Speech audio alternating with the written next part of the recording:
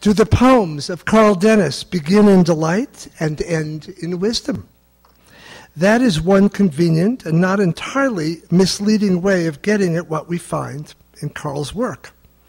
Robert Frost's famously compact and suggestive formula, from delight to wisdom, has long seemed tempting, and yet we wouldn't think to use it in connection with most of the poets we love or admire. Why not? Perhaps because we are, or tend to be, uncomfortable with the word wisdom.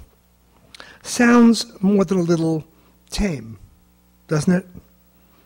Is that, I ask myself, what I want in the end from a poem that begins in delight? No. Not if wisdom is taken to imply a set of reliable answers to a set of conventional questions. Not if, by wisdom, Frost had in mind the putting to rest of perplexity or ambivalence. In a Washington Post review of Carl's work, Robert Pinsky notes that his poems, quote, proceed to startling, sometimes even upsetting conclusions, unquote. And though I remain reluctant to accept the word conclusions, as if Carl's poems actually brought his musings to a definitive close, I do approve of those other words, startling and upsetting. The words are especially telling when we recall that, quite as Pinsky observes, Carl's poems are invariably quiet on the surface and do not go in for the turbulent roar of rhetoric we hear in other kinds of writing. But let's consider just for a moment why wisdom might well seem an important element in Carl's poetry. He does, it is true, often pose speculative questions or problems in his work, and he does seem often to be thinking them through as if he were on his way to a ringing philosophical conclusion. If is a frequent term in Carl's work, as in, if he'd asked her, or if the answer was, or if you were to exercise more of your powers, so that the setup would seem to imply the scrupulous development of a logic, and at last an endpoint, and perhaps even an aha. But in truth, there is always so much oddity and color and vagrancy in a Carl Denis poem that it is impossible, it should be impossible, to associate it with straightforward wisdom writing. So much distraction, so much sheer fleshly detail and creaturely shuffling as to make all thought of lofty conclusion seem, if not exactly irrelevant, then at least merely a part of the quiet, onrushing drama of a mind navigating its unsettled course through life. Sure, the speaker in a Denis poem will invite you to slowly fill your lungs with the faint polleny whiff from a tree you feel might teach you something important. That's a quote. But the actual conclusion to the poem containing those words suggests that you'll never really get past the endless process of trial and error. That is all you're ever likely to know. Think and then start again and then start again. To speak about a poet, any poet, as if he were all about wisdom, is to miss what makes him a poet worth attending to. I feel necessary to say that. And to think of a poet as nimble and elusive and charming and self-deprecating as Carl Denis, as if he wrote with his eye fixed on the truth, nothing but the truth, is at least a forgivable mistake, but a mistake.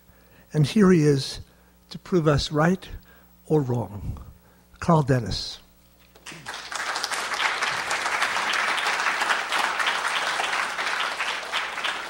Thank you, Bob. I'm going to be reading new poems from a book entitled Extra Room. And the title refers in part to an attempt that the poems make to widen what I would call my inner circle of familiar ideas and people and frames of reference, to push them out a little. And the opening is called Many Mansions, and it tries to enlarge the notion of church. Many mansions. In a free country, the church of your choice may bear a name not on the list of official churches, a name you bestow yourself after trial and error. A church that includes not only those with the courage of their convictions, but those with the courage to be unconvinced, disappointed, and lonely. A church that's quick when it finds you despondent to suggest your soul is a great bold beach with a towering canopy, offering ample shade on a sunny day and a dry retreat on a rainy. A church that's quick when it finds you smug to pronounce you a crooked stick not even a long soak in a pool of grace can straighten. Now the key word of your church is yesterday, as in the sentence, yesterday I swore an oath I'm trying to keep today, despite what seems a sudden collapse of trust. Now its key word is tomorrow, as in, today I'd like more than anything to be elsewhere, but tomorrow, given some luck, I want to stay.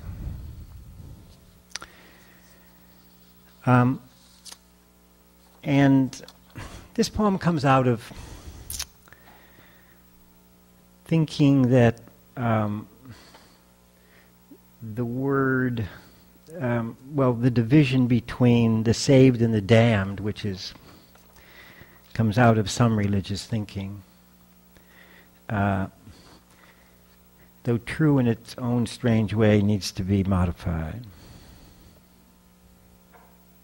It's called Forever. Even in Dante's inspired version, heaven and hell don't seem appropriate for human habitation, being too static, too imbued with notions of the eternal. Yes, for the sake of justice, the violent who get away with murder on earth should be made to feel a heat more fiery than the coals of rage that burned within them. The betrayers of friends and patrons deserve a chill colder than the ice in their Arctic hearts. But shouldn't their sentences have a limit? Won't their victims, the pillaged and trampled and rolled to the wall, safe at last in the balmy realm of the blessed, grow uneasy eventually with the thought of their oppressors in endless torment? Won't they decide a determinate stay is long enough?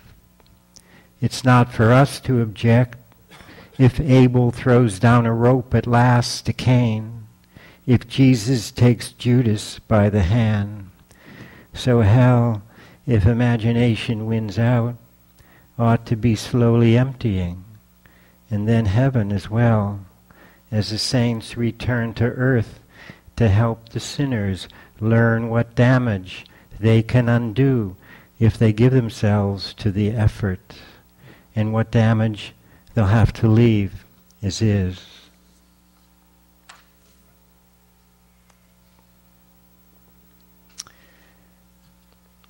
So now this is a poem about the idea of home, and it tries to enlarge the idea as much as possible. It's called The Big Picture. Given the odds against life on any planet, it's hard to believe that the planet third from the sun teems with life forms, and harder still to believe that one of those myriad species has somehow mastered the art of using pronouns. And then, Strangest of all, the fact that one of those pronoun users, when using I, refers to me. Me is a home of moods and memories, wishes, principles, and opinions uniquely woven together to make a garment I'm wearing now as I sit in my yellow kitchen on Ashland Avenue, a mile from the Niagara. Here I am with a book open before me describing the force impelling the galaxies to push out untethered toward the edge of nothing. Here I am wondering how to inscribe my signature more deeply on the years I'm offered. Meanwhile, outside my window, 2 cardinals are busy weaving their nest in the silver maple, unaware that the habitat where they spent the winter is doomed if my burgeoning species can't learn to make do with the streets it has. Before the Big Bang there was nothing, or there was a mote-sized egg of everything waiting to be hatched. If I wonder about the bird that laid it, it might be a sign I'm not cut out for cosmology. Whatever calling I'm suited for, no matter how well I practice it, the universe will continue to lose its unity and coherence as it thins and stretches. But that doesn't mean the Big Bang was a step in the wrong direction. The proof it's a sign of progress may be progressing somewhere, slowly but surely, and may include a reference to the 2 cardinals, if not to me.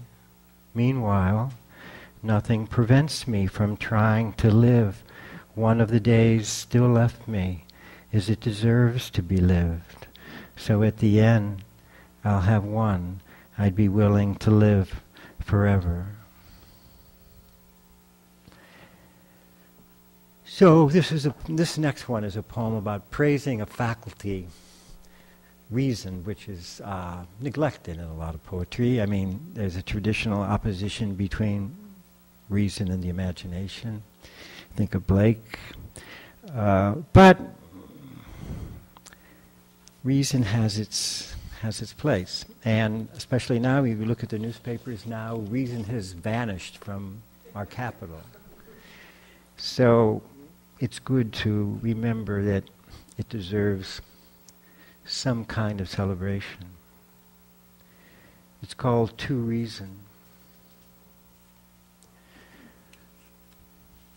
You don't deserve to be blamed for the wrongs done in your name, any more than God or country ought to be blamed, or peace, or freedom.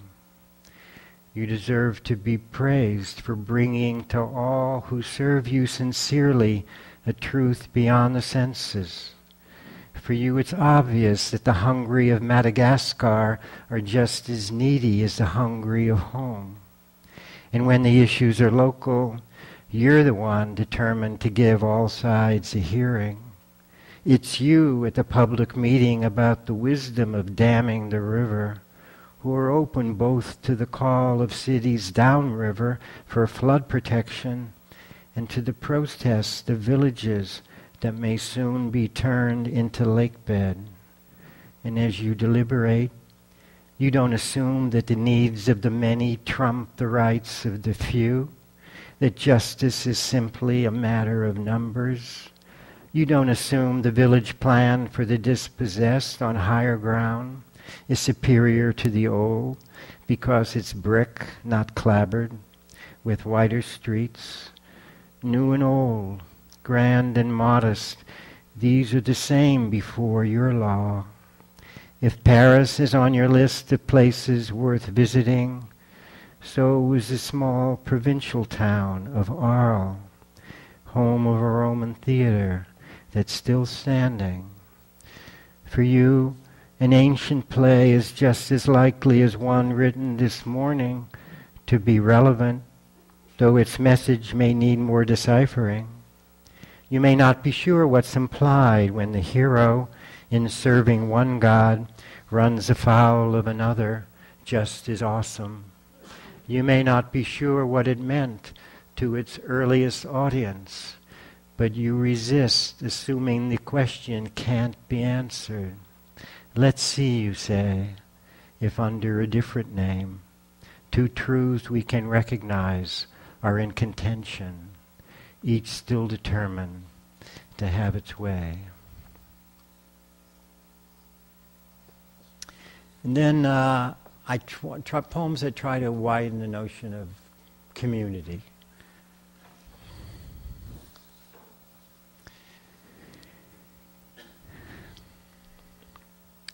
From the Cove Hotel. If you value justice, you want to choose our hotel, though it's ranked only fourth best among the dozen hotels on the bay, and its rates are the same as the one ranked first. Justice, because we pay our workers more nearly what they deserve, which is almost twice the salaries others offer. That's the reason we can't afford the extra help required to keep the kitchen open for late night orders. That's why if you need extra towels after 5 p.m. when the housekeeping staff goes home, you're invited to help yourself from the linen closet by the vending machines on the second floor. That's why there isn't a gym or a steam room. And all the money we save by our location, half a mile from the beach, in beachfront taxes, is passed on to the people who serve you with care, with courtesy. Are you ready to help them by taking in stride an easy 10-minute walk past the modest storefronts where they tend to shop to a beach as clean as the beaches of hotels where a walk from room to ocean takes 10 seconds? Wouldn't you say there's something a little desperate about the need for such instant gratification? About devoting a stay to sheer escape from the world our workers inhabit all day as they earn a living, ample enough for a few of the extras in life and a few of the higher necessities, like education. We're proud that our cook has a daughter in law school. If you choose our hotel, you become her sponsor. A woman so impressed by our paying her father more than the market requires that she's planning to urge her clients to focus first on the option of reaching a settlement out of court by an appeal to conscience. It's in that spirit that we're making this appeal to yours. And then another poem that tries to deal with that sense of community. It's called To a Poor Man. I like to believe that wanting the best for myself means wanting the best for you as well. But so far, to judge by my actions, it simply means I want you to be as happy in your 2 cramped rooms by the dock as I am in my spacious house by the golf course. May you feel how meager your light is, far less than I would, and be untroubled by noise and odors I'd find offensive. May you like your job cleaning boats enough so as not to complain at the end of the week that your wallet's empty after you've paid your landlord and bought your groceries. If you're able to imagine the lives beyond your reach as vividly as I can, I hope you rise above resentment to a lofty tranquility of the spirit I couldn't manage, so the long list of missed opportunities isn't a heavy chain dragging you down. If you can't believe in a future waiting for you with open arms, may you have the gift to embrace the moment more tightly than I can. You don't need a cloudless sky for a picnics, I tell myself. You believe the clouds add drama, like the volleyball game, now starting up a few yards from your blanket.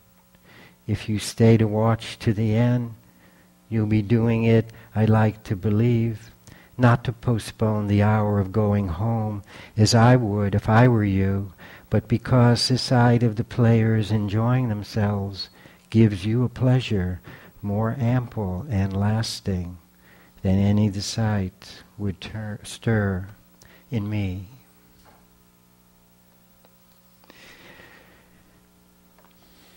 A poem about art, and I guess I have in my head the notion that poetry makes nothing happen or fiction makes nothing happen.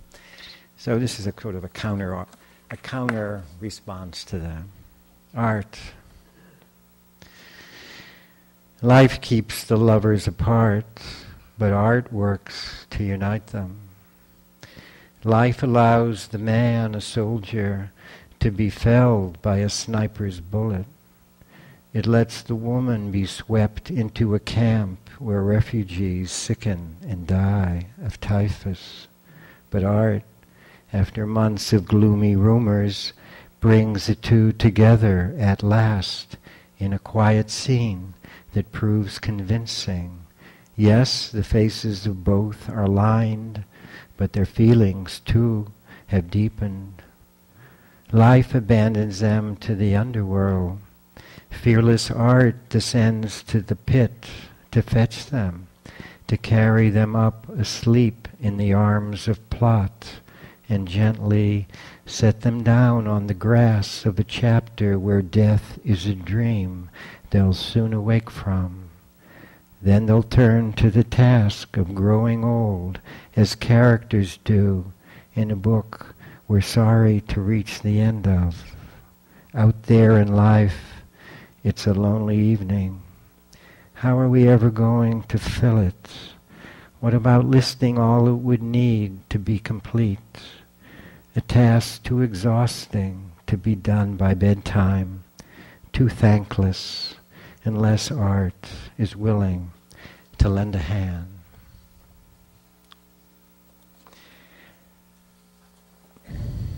Okay, so I'm going to read two more. This tries to enlarge the notion of death.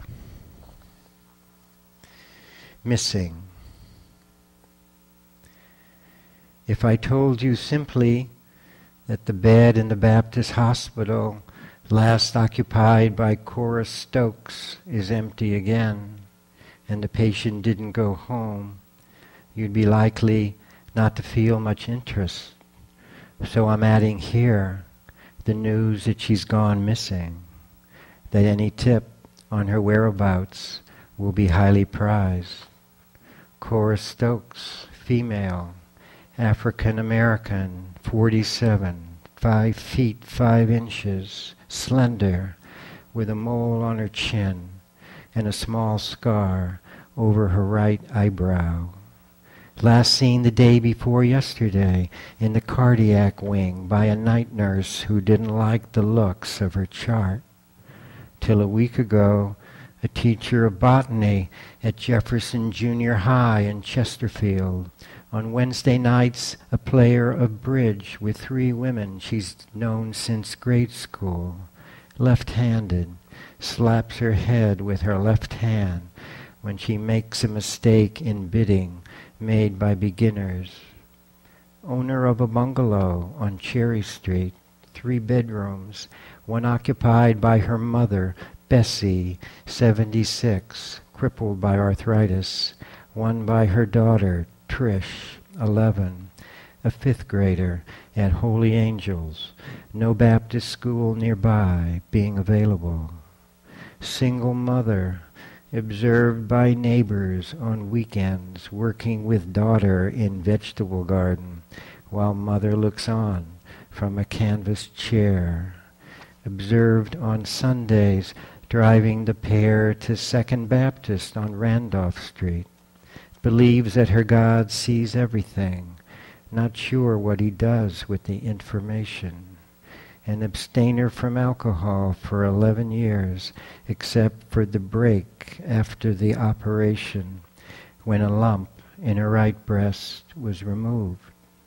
Moviegoer, with a preference for heavy domestic drama, 3 handkerchief features that serve to keep her heart soft and flexible. Worried she has no room in her heart for 2 backbiting colleagues, 2 teachers she'd assign some serious time in purgatory if she were Catholic. Reader of the personal columns in the Star.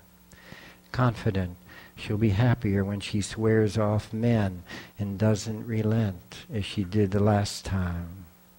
Lover of swing band music, owner of a canary, she gives the run of the house, an hour at dusk, the time of day that for her seems least confining, most open to possibility, to change. If you can provide any clues on her whereabouts, please step forward. If they lead to her being found, the reward you receive will be substantial, though a mere token of what you're owed. And then the last poem, it sort of tries to deal with the notion of progress, the idea of progress, much belittled and belabored. Unfolding. If there is no spirit unfolding itself in history, no gradual growth of consciousness beneath the land grabs and forced migrations, the bought elections, the betrayal of trust by party faction in the name of progress, what about spirit in the personal realm, unfolding slowly inside us, so slowly that our best days seem like a holding action. Seasons repeat themselves, but the tree shading the yard keeps growing. Don't be chagrined that the sadness you felt this evening beside the bed of a friend who's growing weaker wasn't more profound than the sadness of yesterday, that you still can't imagine a fraction of what he's feeling as the world he loves slips from his grasp. No progress from your perspective, but who's to say what you might notice if the scroll of the last few months were unrolled on the table before you? How clear it might be that your understanding of all you're losing in losing him has been slowly deepening. Another day, you say to yourself at dusk, as you climb your porch steps, which you notice could use some scraping and painting this weekend. A fresh coat that with luck will last a year. Thank you.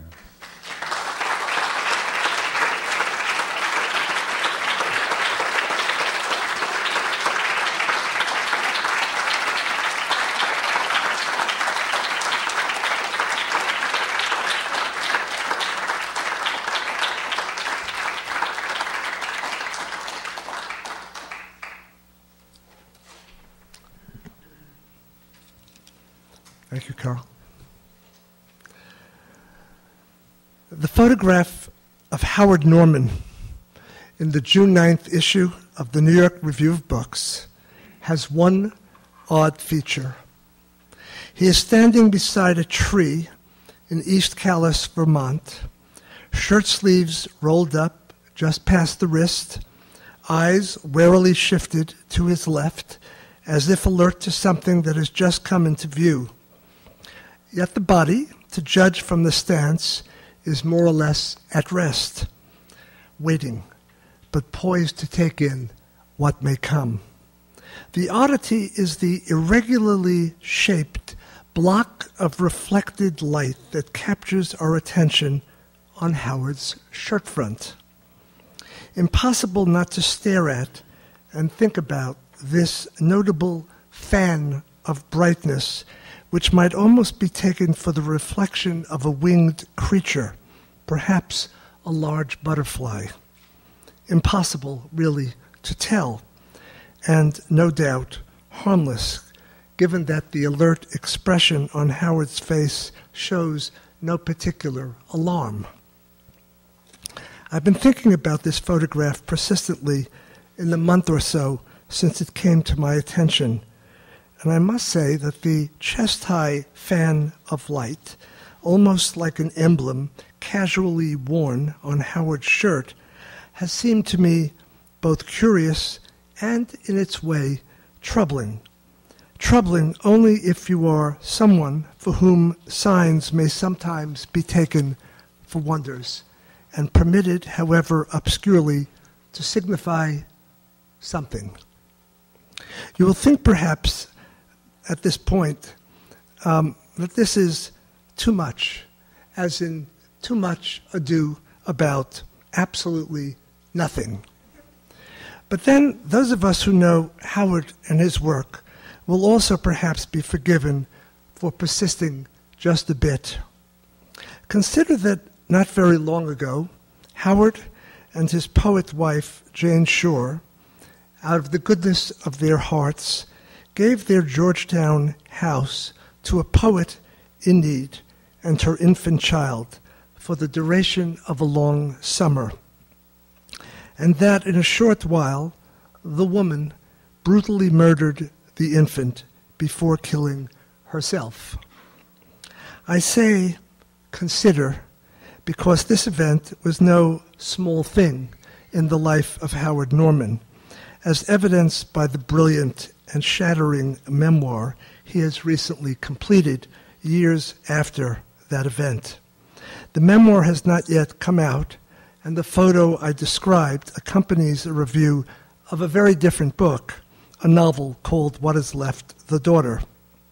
And yet it is hard, surely for anyone who has read the memoir, to look at that photo and not think of the murder-suicide as somehow implicated. Then again, we might just as well consider, as equally relevant, the new novel, which features a cast of modest, decent village people living along Newfoundland's eastern shore in Nova Scotia. Not surprising, in light of the horrific event I just cited, not to mention Howard's earlier work, that there should be violence, or the threat of violence, circulating in the precincts of Howard's fiction. And in truth, the new novel features more than one murder in what seems a quiet, civil place, and a double suicide as well. Impossibly large and, in their way, theatrical events.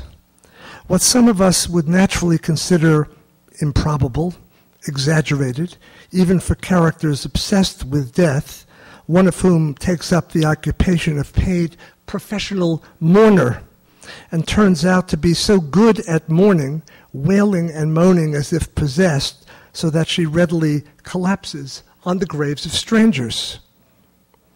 And that photograph again, with its disc or fan of light on Howard's otherwise unremarkable shirt front, might it be said to signify anything in particular? Perhaps not really, and yet we may say that the light remains, again, troubling, for it is in its odd way a mark, as of a man who has been marked out to carry and convey a certain burden. Call it the burden of unwanted knowledge. Howard, it seems, so it has been said, is drawn to the woe that is in love. Drawn, as it were, to the fact of woe, inseparable from love, as to the fact that some of us know ourselves to have been chosen to bear witness to this knowledge. The burden which we feel in all of Howard's work, a burden he upholds with extraordinary grace and steadfastness, is precisely there in the felt need to register and explore, without undue psychologizing or explanation, the dark recesses of hearts and minds, and the violence that abides even in the quiet places we construct to hold off the darkness. You look at that photograph one more time, and you say, yes, that is the picture of a marked man, still standing, but alert to his own humble, terrible task. Howard Norman.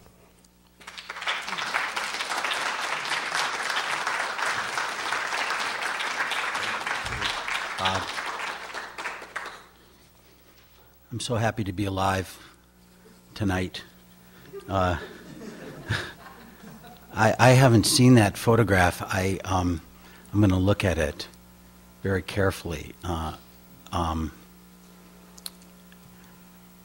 Yeah, the thing that about Bob's introductions, of course, is that he oftentimes locates things in one's work that you are working with all along, but you yourself, even if you've written thousands of pages, haven't quite articulated. And it's just a very unique experience. So thank you very much, Bob. I'm going to read some nonfiction tonight, though. And I finished this memoir. It's called I Hate to Leave This Beautiful Place, and which is predicated on an Inuit story about a goose that is a sculptor who's transformed into a goose, and he has to leave in order to survive. And so this book is 5 overlapping panels of memory. Each one has at its center, as Bob implied, an incident of arresting strangeness. But the actual essays are not about the events themselves. They're about where you go on the earth to think them through. So it's really a book about landscape and the frame of mind you get in to, when you finally realize that the only way out, as Frost told us, is through. So, but I'm not going to read something tonight about later in life, but I'm going to read just a brief sampling of a chapter called Advice of the Fatherly Sort. My dad left for the first time when I was 2. I was in the Midwest in Grand Rapids, Michigan. I was raised by my mother, essentially. And my father kept showing up, making these cameo appearances, every 3 or 4 or 5 years. And I lived with my brothers and my first cousin and all that stuff. So this sort of chronicles summer of 1964. My older brother was 18, and he was, Michael, one of these guys that you would recognize right away. He was like duck's ass haircut, completely modeled on Sal Mineo and those guys, and shit kicker boots and, low riding. He was just a model of all that. And I was always so envious because they always knew where the best dances were, and they had sex and, all that stuff. And this is a little bit about that, about being. I was thinking about how people are told the facts of life, and all that romance about sitting down with your parents, and they tell you the facts of life. Well, my experience was that I was shown them, and that's a little what this is about. On summer evenings in 1964, I used to sit on the basement stairs to read and cool down. This was Grand Rapids, Michigan. August was particularly steamy, and about 7 o'clock on a Friday late in the month, I sat there and watched my older brother's girlfriend, Paris Keller, quote, "I was named after the capital of France," she said, wearing blue jeans, T-shirt, and sandals, cross her arms, raise off her shirt, and toss it into the clothes dryer. Lavender in color, it had been soaked transparent by rain on her walk to our house. Paris owned a car but liked to take long walks, too. The T-shirt read, "Exist to kiss you," a declaration that was, in equal measure, existential, and for me, at age 15, almost cruelly erotic. She stood there naked from the waist up, the shirt tumbled alone behind the oval glass window. Paris looked over at me a few times. We talked a while. I was all but praying that the shirt needed a second cycle. Paris told me her father was killed in the Korean War. It was the first conversation I'd ever written down. Typed it Hunt and Peck on an Olivetti manual typewriter. I made a copy on carbon paper, too. I'm looking at the pages now. Remember carbon paper? To carelessly handle a sheet. You later left fingerprints on everything you touched, like you'd broken into your own life. I liked Paris a lot. More about this later. To this day, my father's secret life draws certain difficult associations with apothecaries. In the Midwest in the early 1960s, the word apothecary had not exclusively been replaced by the term drugstore or even pharmacy. In Dykstra's Apothecary on Division Street, the proprietor, Peter Dykstra, not only was the pharmacist, but occasionally doubled as soda jerk. Summer months, he'd hire a teenager to work the counter, which had 3 spin-around leather seats, each elevated on a silver column with a silver plate at the base riveted to the floor. Dykstra's Apothecary was stenciled in a rainbow arc of bold lettering across the wide front window. One day the radio said the summer was proving downright tropical. The Indo-Chinese War had completed its transition into the Vietnam War. You could order a root beer float, coffee, milkshake. That was it. No, you could also get a grilled cheese sandwich. The apothecary carried an Afrikaans language weekly. Mr. Dykstra was born and raised in Johannesburg. This is Grand Rapids, Michigan. It was very much Dutch Reformed, and the small Jewish community was within the African American community. The African American community was in this gigantic Dutch Reform community. So a lot of the issues in South Africa were played out in microcosm in this little city. The helmet-headed spigot out of which pressurized elixir hissed and gurgled into glasses the size of small flower vases. That summer's employee was Marceline Vanderhook, a triangular paper hat bobby pinned atop her pale blonde hair. Her boyfriend, Robert Boxer, quote, a part Negro boy from Ottawa Hills High School, as Marceline said, had his driver's license and provided home deliveries using Mr. Dykstra's Studebaker. Robert Boxer was an all-state guard in basketball. Years later, he was a Rhodes Scholar in art history in London. Later yet, he became a successful painter in Paris and then San Francisco, specializing in portraits. I own a small oil painting of his.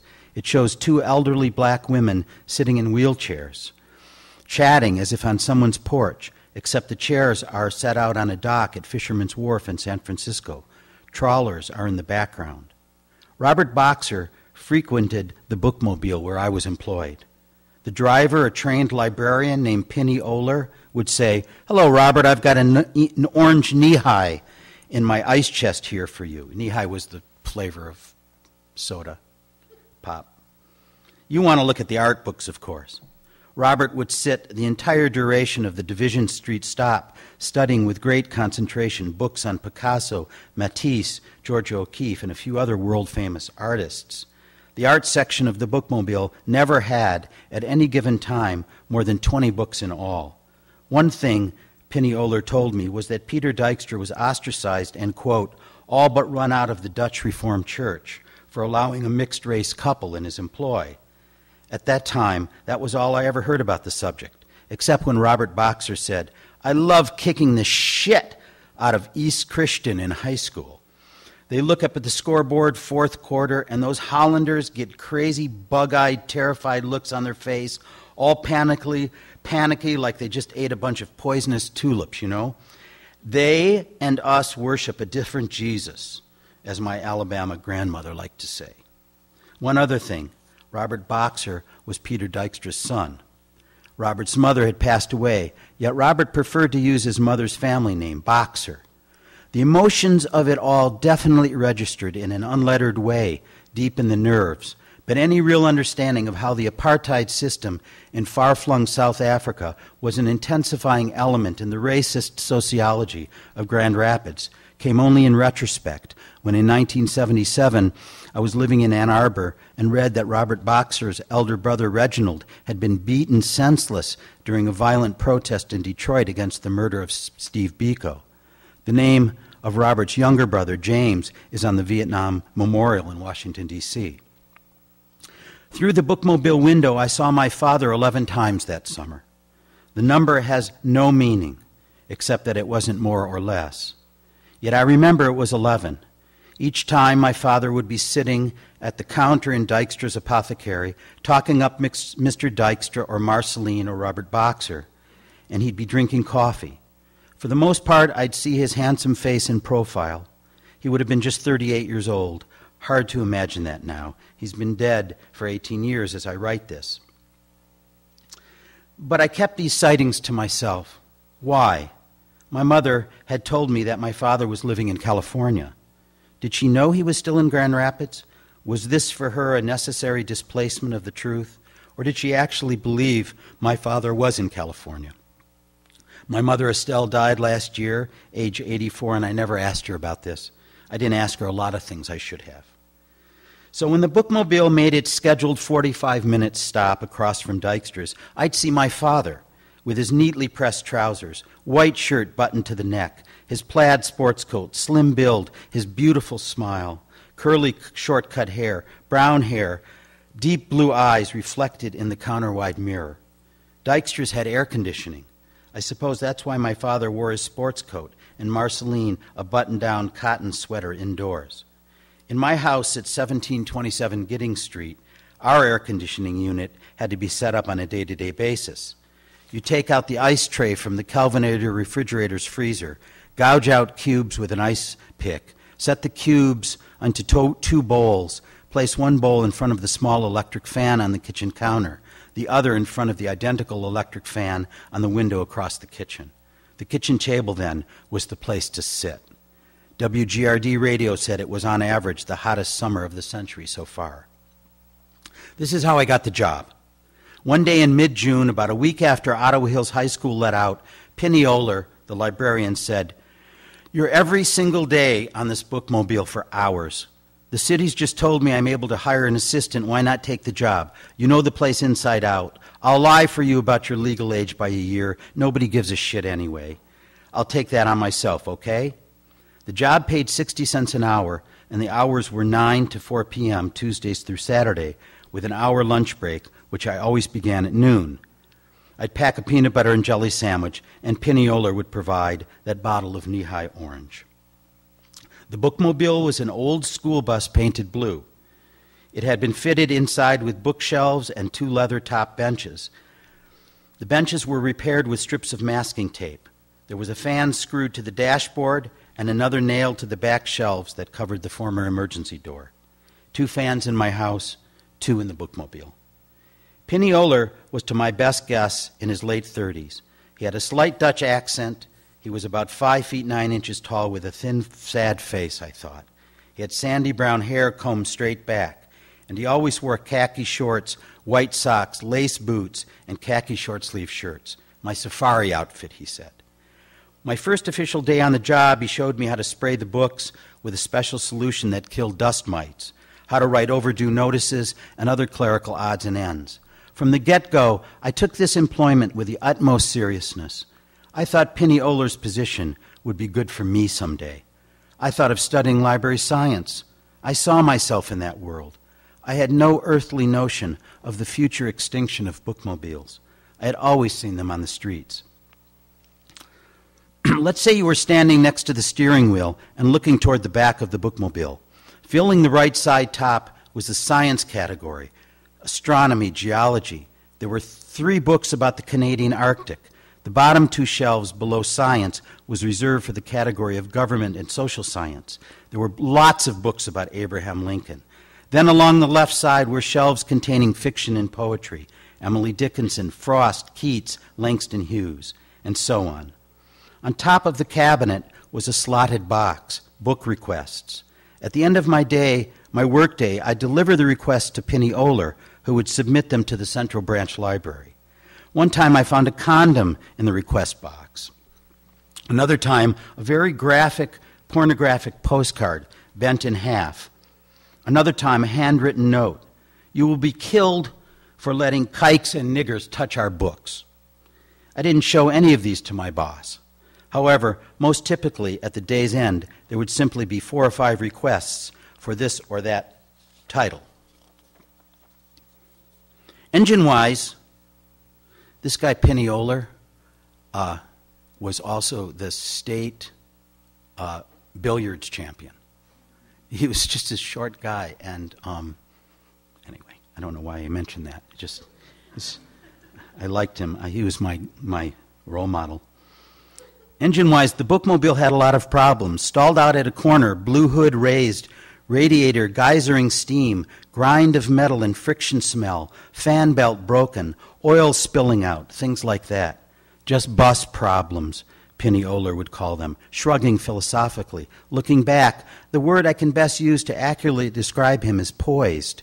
He'd walk right up to a house, knock on the door, and when someone appeared, he'd point to the bookmobile and ask to use their telephone, and far more often than not, it worked. He would then call his wife, Martha, who was a bus mechanic for the Grand Rapids school bus system, a school bus specialist. I don't know for certain, but it must have been rare to have a woman mechanic back then. Maybe it still is. Martha would come to the rescue. She drove a green pickup truck with the built-in toolboxes. Martha Oler, to my mind, was absolutely a beautiful woman. I thought that she looked savvy and confident. During my months as a bookmobile assistant, she had to be called out on at least a half a dozen occasions. Each time, she'd climb down from the cab of her truck, walk right up to her husband, lean him against the broken-down bookmobile, and in her smudged mechanic smock, kissed him deeply and passionately as people kissing in any movie I'd seen up to that point. Right out and open, daylight, audience or no. I saw a lot through those bookmobile windows. Then she'd return to the truck, get her tools, and attend to the bus problem. She was slightly taller than Penny, had dark red hair and a quick, lip-biting smile, and always leaned inside the bookmobile to say, "Hey, sport, fancy seeing you here." That was her little joke, me being a fixture like I was. The bookmobile made 8 official stops per day. But Penny Oler also made a minimum of twice a week what he called an unscheduled stop. This was in front of his own house at 58 Wycliffe. The first time he made this unscheduled stop, he simply switched off the ignition, turned to me and said, "There's a park nearby. Take a knee-high orange or keep filling out overdue notices, whatever you want. Me and Martha are trying to make a baby." And that's all he said. He turned the roundabout handle to the opened the door, stepped out into the street, went to the front of the bookmobile, propped open the hood. Now it looked like the bus had broken down. For appearances, he said. His wasn't a front door he had to knock on. 2 knee-high orange sodas later, add that, sitting in a park reading a book about adventures in the far north of Canada, dangling my feet in the pond that was home to 2 aggressive swans to watch out for, nodding off under an oak for a quick nap on a sultry afternoon. I went back to the bookmobile, and there I found Penny Oler sitting in the driver's seat. The motor was running. Martha was browsing the science section. "Martha's got the afternoon off work," he said. "She's going to get some reading in." It was about this time that I started to write letters to other people's fathers. I wrote a lot of these letters in the bookmobile during lulls. I wrote them on the backs of overdue notices, upwards of 10 notices per letter. And then I list all the fathers. It's way too long, a list.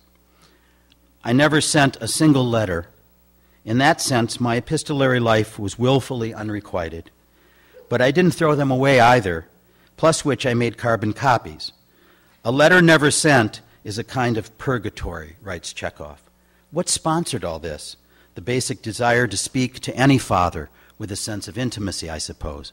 Being able to organize emotions, the direct address, the implorations and requests, the letting out of steam, the indictments, the complaints, the attempt to feel things deeply. And I suppose since I was composing these letters on pieces of paper with the words "overdue notice" at the top, there must have been an abiding sense of urgency, not to mention some notion of imposing a penalty. No single example can fully represent this veritable fugue state of letter writing. However, here's one letter I wrote to Mandez Garn's father, whose first name was Jacob. My mother kept all these letters and gave them to me in a box. It's about 4 or 5 months before she died. I don't know why she waited. But, Dear Mr. Garns, you probably remember that I'm friends with your son Mandez and that I've been at your house. You probably remember that at your barbecue, Mendez and I took our chicken and potato salad over by the guest house. Mendez told me the guest house was going to become his own private room. It was going to be his birthday present when he turned 16. I work in the bookmobile and have some time to think about important things. One of these things is that last week, you might remember seeing me in front of the Majestic Theater. I wasn't short on money for a ticket. I didn't need to ask you for money because I work in the bookmobile, as I said. I don't remember a lot of things my own father said, but he called that kind of movie a shoot-'em-up. Why I'm writing this letter is for the following reason. I want to tell you that I thought it was wrong of you to embarrass my friend Mendez when he found out he was short of ticket money himself. You said it builds character to earn your own money, and why should you pay for Mendez? He's already 15. My own father embarrasses me every day by not being around. Mendez is lucky you're around, but you didn't have any cause to embarrass Mendez that way, I think. You could just as easily have given him the ticket money and talked to him, father and son, in private later on. That's all of it. By the way, something you should know, I think, is that Mendez is good at earning money. For instance, there's nobody better than your son at finding money people dropped under the bleachers at Ottawa Hills Stadium during football games. Maybe you didn't know that every Saturday and Sunday morning Mendez walks around under the bleachers and finds money like that. Were you ever that smart when you were 15? Maybe you should give that some thought. I don't think Mendez enjoyed the movie very much because of what you did. Sincerely, Howard Norman. I stopped writing these letters when school started again, but by then my archive contained upwards of 200, give or take. I'd purchased 2 manila envelopes, placed the originals in one, and carbons in the other. I just have 2 more quick sections. These are... Oh, okay. That's the kindest thing anyone's ever said to me in my entire life, actually. As you can tell from this memoir. That's fine. On an exceedingly hot day during the last week of 7th grade, my best friend Paul Amundsen and I played hooky, walked about 3 miles to the Thornapple River, stripped down and prepared to go for a swim in the shallows, mostly sequestered by enormous oak and willow trees, a beautiful stretch of the river. But when we stepped out from behind an oak, we heard laughter and playful shouting. We immediately got dressed and investigated, and to our astonishment discovered our English teacher, Kathy Woods, skinny dipping with her fiancé, whom she'd introduced to our after-school creative writing club. Class, she'd said, I'd like you to meet my fiancé, Mr. Wilson, Mr. Williams. He's a policeman, but he's extra special and different because he writes for newspapers and he's writing his own poetry too. Don't be afraid to ask questions just because a real writer is visiting today, okay? From behind the tree, Paul became a little panicky. We have 2 choices here, he said. We can stay and watch, or we can get out of here fast. I voted for staying. Paul said, but what if I see something I can't forget? What'll I do then? And I could only come up with, just remember as much as you can for the rest of your life. Paul started to walk away. He didn't look back. I looked back, then ran and caught up with my friend. What I think's best, Paul said, is to give people their privacy. I thought this was the most adult and dignified thing I'd ever heard in my life. The following Monday, in exercise in description, was due in Miss Wood's English class. I worked on mine for hours over the weekend, typing version after version on the Olivetti. Tuesday before English class, the last section of the day, Miss Woods asked for a private conference. Naturally, I stayed after, and Miss Woods said, I want to speak with you about your 3 pages of description, Howard. First, let me point out that I only asked for 2 pages. You got a little carried away. That meant I had to read more of your writing than anyone else's. But okay, all right. That's not a crime, is it? Now, as your teacher, I would never tell you what to write past the general assignment. This time the general assignment was to provide a description of anything you wanted and to give what you write a lot of thought. And I think your writing is excellent. But I took note of a few things. Let me see here. Oh, yes. Here on page 2, where you write how this teacher and this policeman, let me quote you, entwined their clothes in knots before they jumped into the river. Let's examine this sentence. You really don't need the word entwined to describe knots, do you? Knots are by definition entwined, aren't they? Besides, my personal recollection is that my fiancé and I had set our clothes out neatly to dry in the sun. I won't tell our principal, Mr. Telder, you were skipping school. That would be hypocritical of me. Now, then, that we have an understanding, I'll trust you to keep my truancy to yourself, and I'll do the same for you. Both of us will have to live with the fact that we skipped school on an unbearably hot day and ended up at the same swimming hole. Funny how life is. All right, then, you're free to go now. Thank you for meeting with me. By the way, I haven't breathed a word about this to my fiancé. You remember, he's a policeman, don't you?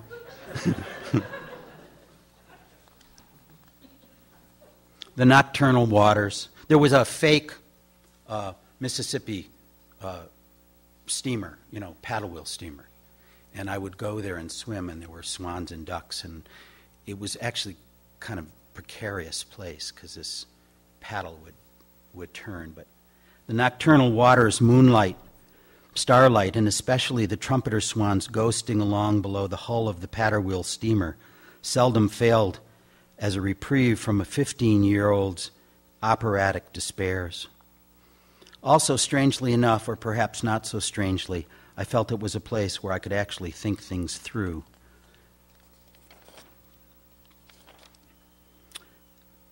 Back to the evening when I was on the stairs, just 2 more pieces about Paris, who is a centerpiece of this section. Back to the evening when I sat on the stairs talking to Paris Keller. I told her about the letters I was writing. I don't know why I did that. Her sheer presence, I think, turned the basement laundry room into a confessional. Perhaps I wanted her to think that I was interesting in some way, that I had depths. You put them in envelopes and put stamps on them and everything, she said? You paid good money at the post office and everything? Yes. But you haven't sent not one letter? I walked over to the cabinet and kicked the bottom drawer. They're all in here, Paris, I said. The clothes dryer stopped spinning, and Paris took out the T-shirt and, facing away from me, slipped it back on. It's my fault I was standing here looking like I looked, she said. But once you saw that, you made the decision to stay and talk. Polite to stay and talk, but not so polite to stare, my friend. You could have sat a few rungs up. You could have asked me for a spare shirt, I said. Touché, she said. Well, I have to get going. Your brother and I are going to the drive-in and doing stuff after. Goodbye, Paris, I said. You won't tell anybody about the letters, will you? Mum's the word. She made a gesture like she was zipping close her mouth with her finger. And then she comically mumbled, Mum's the word. One random day in early August at about 6:30, Paris drove up and parked out front of my house. I was sitting on the porch. Your brother's got the flu, she said. He's throwing up, and he's complaining. Getting the flu in summer's a real drag. Well, at least he doesn't have to go paint that house for a couple of days. Want to go to the movies? I don't think so. Oh, come on, fuckstick. That was her pet name for me. I don't know. What's playing? Zorba the Greek's supposed to be good. It's at the Majestic. You want to go to the movies with me? I don't get it. Tell me the truth. Have you ever been to the movies with a girl? Nope. See how easy telling the truth is with me? I better ask my brother. He suggested it, actually. Still, I better check with him. Just call him up, why don't you? Okay. I went and dialed my brother's number, which was on a piece of paper held by a magnet on the refrigerator door. I let it ring, and he didn't pick up. Back on the porch, I said, there's no answer. What's Zorba the Greek about, anyway? A Greek person named Zorba. His adventures. What time's the show? Paris was wearing jeans, a T-shirt that read, enter at your own risk, sandals. I didn't comment, but she saw I'd taken notice. She looked at her watch. 25 minutes, we can just make it. Against my better judgment, or on behalf of it, I don't know which, I got into the front seat. We can each pay for our own ticket, okay? Does that make you less nervous? Yes, fine. We each bought popcorn and settled into middle seats about a fourth of the way down the aisle. The Majestic was a magnificent World War II-era movie house with cathedral ceilings, plush carpeting, employees dressed like bellhops. It was all going to seed, but still was the best theater in town. The air conditioning felt good. The theater was sparsely attended. The closest person was at least 4 aisles away. The movie went along. Just when Zorba, played by Anthony Quinn, started to demonstrate his famous finger-snapping, drunken, joyful abandonment Zorba dance, Paris, staring at the screen, unbuckled my belt. She lowered the zipper of my blue jeans, reached in, and started to slowly, allow me to say expertly, though I'd had nothing to compare it to, stroke me. This went on well past Zorba's dance. At one point, she leaned close and said, "It's okay, darling, it's okay. I'm in no hurry. The movie's hardly halfway through, I bet." She had on some brand of perfume, subtle and breathtaking, and I think that it was the perfume mixed with the tangy fragrance of her sweat dried in the coolness of the theater, as much as the ministrations of her fingers that drove me to distraction. When I pulsed hard and exploded thickly into her hand, she whispered, lipsticked lips touching my ear, "That feels nice." Speaking for both of us, I hoped. And then she got me all tucked back in, zipped up, and even buckled my belt. Whispering again, she said, "A nice girl would go to the ladies' room now, but I don't want to miss any of the movie." It's really making me want to go to a Greek island. We didn't speak about this in the car. In fact, we never spoke about it ever. About a week later, the first of many such telephone calls happened. I picked up. "Hello, Howard. This is Jacob Garnes, Mendez's father." There in my kitchen, between pounding heartbeats and hard-to-catch breaths, I immediately understood that Paris had sent the letters. It had to have been her. No one else knew where the letters were hidden. And I'll end just with one paragraph here. My older brother went to the Kent County Correctional Facility on August 29th, but the night before, he had stolen a couple cars. But the night before, he drove with Paris to Reed's Lake. How did I know this?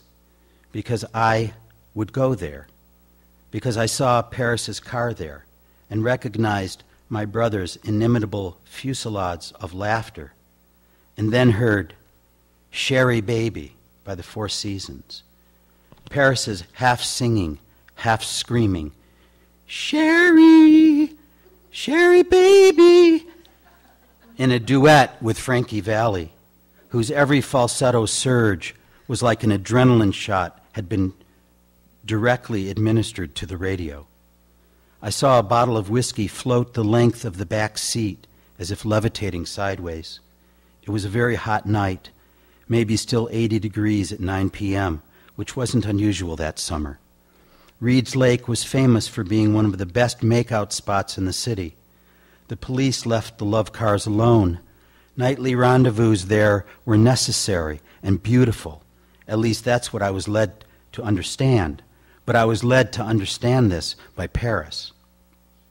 Now that you own a car, when you own a car, you'll see how much you have to look forward to, she said. Once I parked under a willow tree. I walked back to where all the love cars were.